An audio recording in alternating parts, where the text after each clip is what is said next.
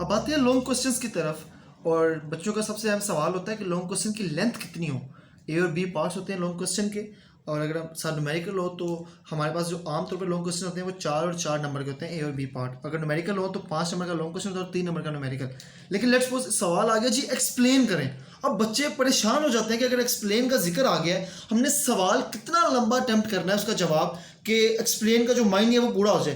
तो ज़्यादा घबराने की ज़रूरत नहीं है। मैं ऐसा ट्रिक बताऊंगा आपको जिसको सुनकर आपको इतनी आसानी हो जाएगी। वो ये कि जब एक्सप्लेन का जिक्र आ गया, चाहे वो जितना मर्जी लंबा उसने एक्सप्लेन का लफ्ज़, आपने क्या करना है, आपके जो लॉन्ग क्वेश्चन की लेंथ है 4 नंबर की, वो 1.5 से 2 सफ़े से ज़्यादा नहीं होनी चाहिए, क्योंकि आपके पास जो शीट्स की लिमिट होती है आपने उसको भी सामने रखना है, उसके मुताबिक आपने अपना पेपर अटेम्प्ट करना है। तो मैं ये कहूँगा कि जैसे मेरे पास लेट्स सपोज सवाल है कि explain organ and system level of biological organization, मैं क्या करूँगा, मैं यहाँ पर क्वेश्चन नंबर 5 की एक हेडिंग दूंगा बिल्कुल टॉप के ऊपर, और उसी तरह बिल्कुल सिंपल मैनर में, कोई स्टाइल डिज़ाइन नहीं, बिल्कुल सिंपल राइटिंग में मैं जो है वो यहाँ पर क्वेश्चन नंबर 5 की एक हेडिंग जो है वो टॉप के ऊपर मेंशन कर दी गई। ठीक है, हम बिल्कुल नीचे आएंगे। क्वेश्चन नंबर 5 का ये ए पार्ट है, मैं बिल्कुल सेंटर में यहाँ पर ए पार्ट की हेडिंग दूंगा। मेरा सवाल है कि ऑर्गन लेवल के ऊपर, मैं बिल्कुल उसी तरह से जिस तरह शॉर्ट क्वेश्चन की स्ट्रेटजी थी, हम शॉर्ट क्वेश्चन की स्ट्रेटजी को ही सामने रखेंगे, लेकिन हमने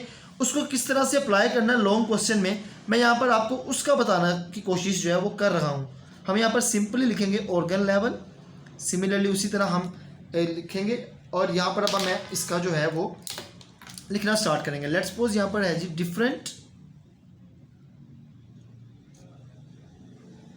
different tissue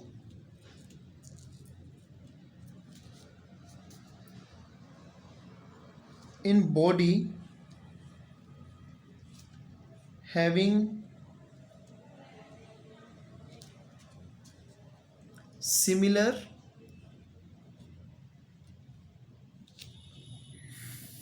function, organized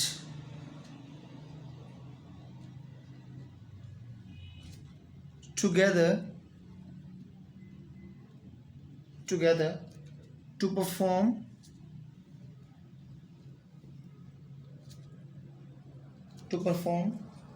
their function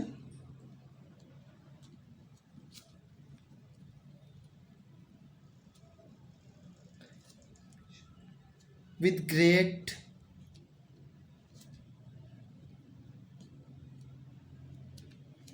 efficiency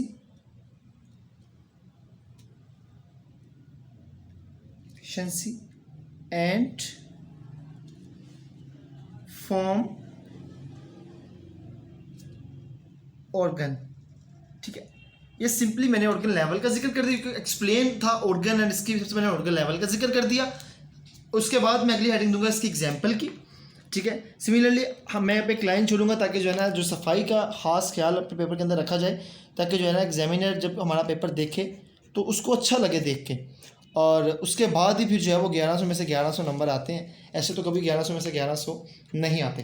example है, मैं सिंपल यहाँ पे एग्जाम्पल कोट करूँगा। जैसे लेट्स सपोज एक स्टार्ट हम लिखेंगे कि यहाँ पर stomach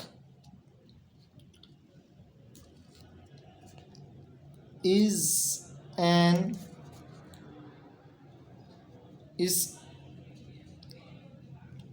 composed of different types of tissue। ये देखें बिल्कुल सिंपल मैंने यहाँ पर लिखा। उसके बाद लेट्स सपोज पॉइंट्स में मैंने इसकी जो है एग्जांपल्स देनी है। मैं क्या लिखूँगा कि सबसे पहले यहाँ पर मैं एक सिंपल पॉइंट के नाम से यहाँ पे बुलेट्स अगर हम यूज़ करें तो वो ज़्यादा अच्छा इंप्रेशन देती हैं 1 2 3 लिखने की निस्बत, जो हम रोमन में इस्तेमाल करते हैं। अब यहाँ पे लिखेंगे सेक्रेटरी एपिथेलिकल, तो स्पीड में ज़रा करते हैं ताकि जो है ना आपके लिए जो है ना वो आप जल्दी जल्दी इसको देख के जो है वो अपना समझ सकें। Which secrete HCl to digest the food. Similarly next heading उसी तरह से मैं यहाँ पर बुलेट्स की एक फॉर्म लिखूँगा और हम यहाँ पर लिखेंगे कि रूट्स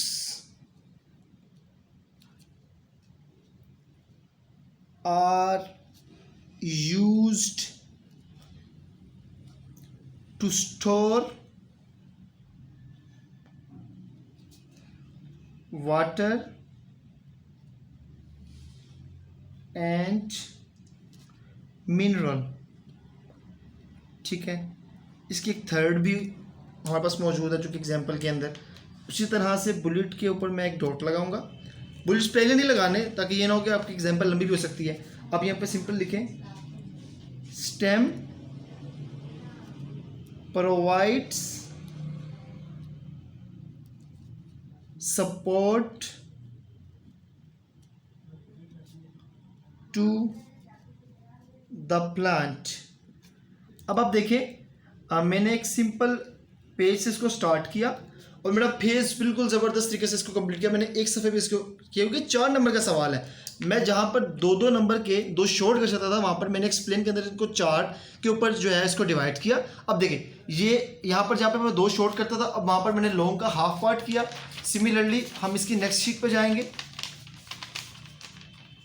और इसी तरह से मैं इसका थर्ड यहाँ पर जो हेडिंग है उसको मेंशन करूँगा जो कि है जी ऑर्गन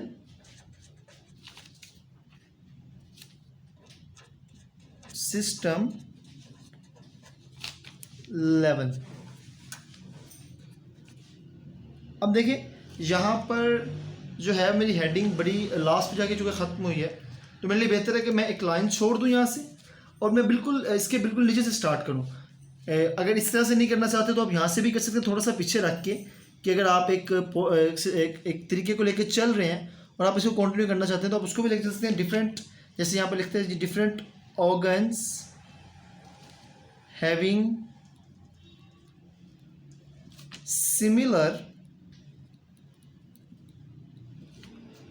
functions organized together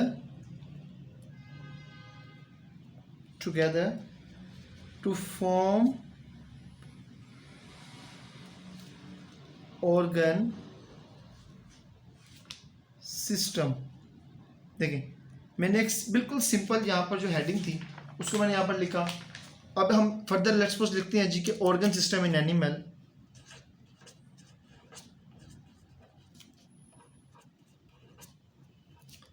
कोई डिज़ाइन नहीं, बिल्कुल सिंपल वर्ड्स जो समझ भी आ रहे हैं पढ़ने वाले को। अगर आपको समझ आ रही है इट मीन्स ऑब्वियसली जब आप इस तरह से पेपर अटैम्प्ट करेंगे तो जो एग्जामिनर आपका पेपर चेक कर रहा होगा वो भी बेहतर तौर पर समझ पाएगा कि आप क्या समझाना चाह रहे हैं। देखिए जैसे यहाँ पे हमने सिंपल लिखा ऑर्गन सिस्टम इन एनिमल्स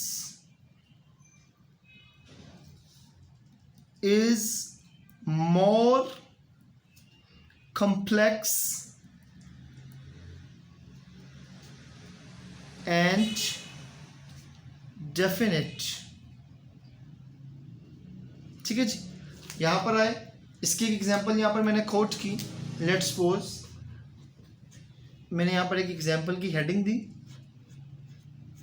और एक चीज़ आप नोट कर रहे हो कि मैं लॉन्ग क्वेश्चन जब अटैम्प्ट कर रहा हूँ तो मैं जो भी हेडिंग कंप्लीट करता हूँ उसके बाद मैं एक लाइन छोड़ता हूँ। अब देखिए इससे पेपर में सफाई और नीटनेस क्रिएट हो रही है, क्लियरली पढ़ा जा रहा है कि मैं क्या लिखना चाह रहा हूँ। तो ये एक बड़ा अच्छा जो है वो एक इमेज आप कह लें कि एग्जामिनर के ऊपर छोड़ती है। अब लेट्स सपोज एग्जांपल जो है वो डाइजेस्टिव सिस्टम है। मैंने लेट्स सपोज अब वो एक सब हेडिंग है एग्जाम्पल की, मैं क्या करूँगा मैं उसको ब्लैक पॉइंटर से लिखूँगा यहाँ पर।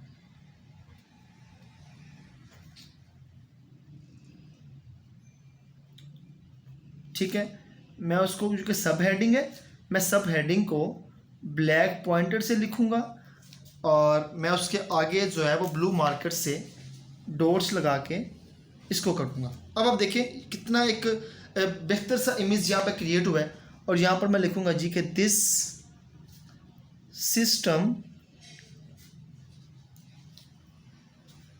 Consists consists of oral cavity,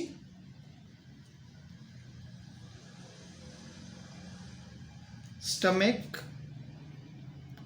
देखिए एक और चीज़ कि आप जब ज़्यादा लफ्ज़ लिखते हैं, ज़्यादा आप एग्जांपल्स दे रहे होते तो आपने सबके बाद जो कोमा यूज़ करना है, ठीक है। स्टमक, स्मॉल इंटेस्टाइन,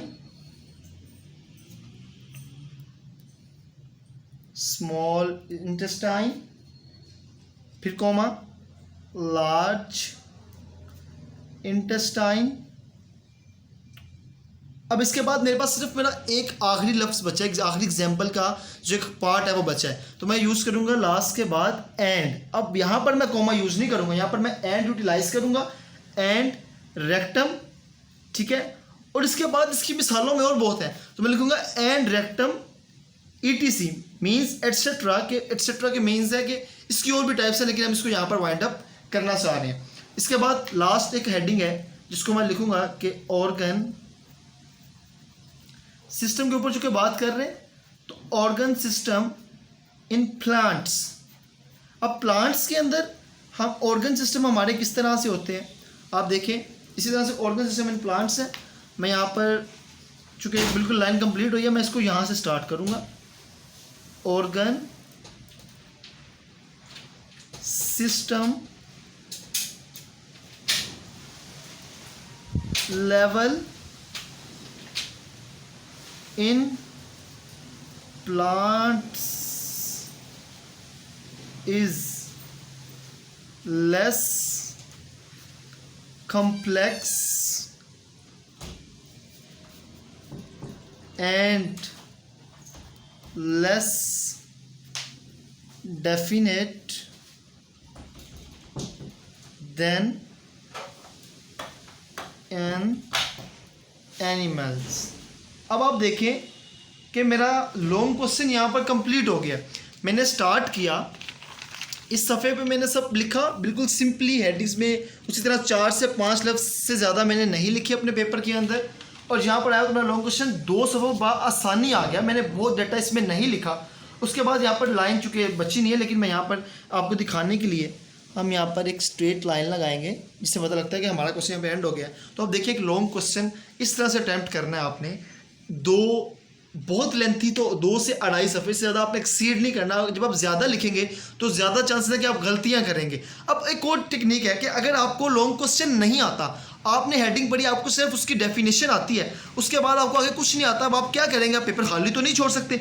आप क्या करेंगे? आप इसी तरह से उसकी एक जो है वो डेफिनेशन लिख दें। अगर आपको लेट्स सपोज डेफिनेशन नहीं आती, आप क्या करें, आप उसके जब आप गौर से पढ़ेंगे तो कुछ ना कुछ लगेगा कि इस तरह से मिलती जुलती चीज़ आपके कुछ जहन में आएगी, आप इस तरह उसकी वो लिखें।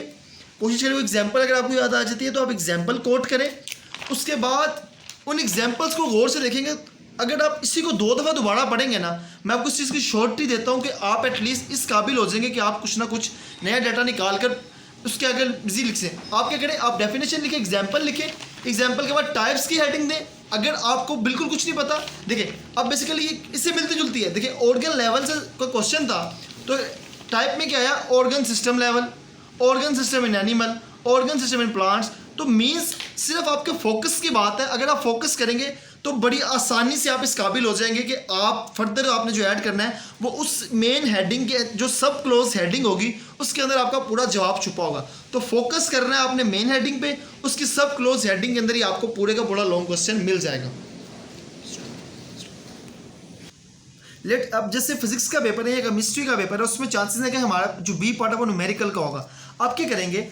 आप सिंपल यहाँ पर टॉप के ऊपर जाके बी पार्ट लिखेंगे, जो भी आपके उस क्वेश्चन का क्वेश्चन नंबर 2 लेट्स सपोज यहाँ पर हम लिखते हैं जी। अगर लिखना नहीं भी है तो कोई ख़ास ज़रूरत नहीं है आपको इसकी। आप लिखें क्वेश्चन नंबर 2, उसका आप बी पार्ट लेट्स सपोज लिख रहे हैं। आप यहाँ पर एक हेडिंग दें न्यूमेरिकल की, इसी तरह से सेंटर में बिल्कुल ठीक है। सेंट्रलाइजेशन को आपने जो है वो ख़ास ख्याल रखना है। आप एक हेडिंग दें न्यूमेरिकल की, उसकी जब बिल्कुल एक स्ट्रेट लाइन लगाएं। अब न्यूमेरिकल में क्या होता है? हमारा गिवन डाटा होता है, हमने एक चीज़ फाइंड करनी हो तो उसके बाद हम सोल्यूशन की तरफ जाते हैं। लेट्स सपोज मैं लिखूंगा यहाँ पर एट बिल्कुल राइट टॉप के मुझे गिवन क्या क्या है। लेट्स सपोज मैं फिजिक्स के एक न्यूमेरिकल सॉल्व कर रहा हूँ और मुझे उसमें वो कहता है कि आपके पास जो आपका डिस्टेंस है, डिस्टेंस जो है वो आपका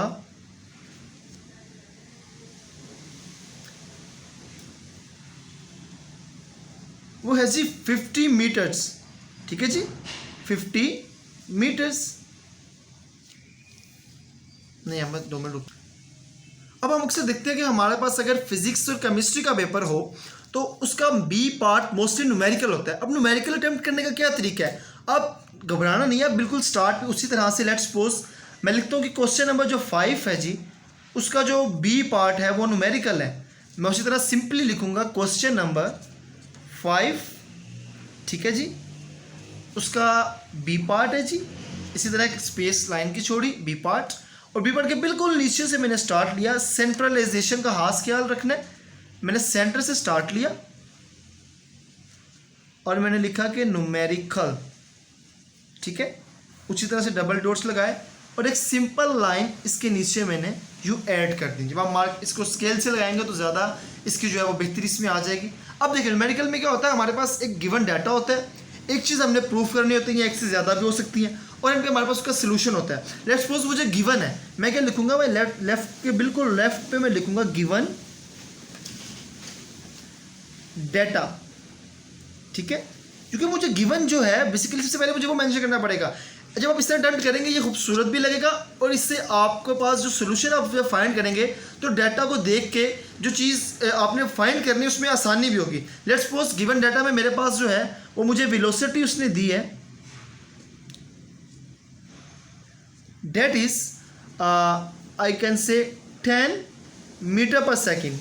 ठीक है, और जो मुझे टाइम गिवन है वो है जी मेरे पास आप कह लें 20 सेकेंड्स। मैं इसी तरह 20 सेकेंड्स लिखूंगा और मुझे जो फाइंड करना है मैं यहाँ पर 2 चीज़ें लिख सकता हूँ। मैं लिख सकता हूँ टू फाइंड,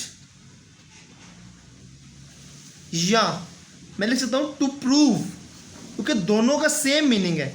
तो अगर आपको वहाँ पर फाइंड याद नहीं आ रहा तो आप प्रूव का लफ्ज़ इस्तेमाल कर सकते हैं, प्रूव का नहीं आता तो आप फाइंड लिख सकते हैं। टू फाइंड या टू प्रूव लिखेंगे, उसके बाद आप लिखेंगे जी आपने डिस्टेंस फाइंड करना है।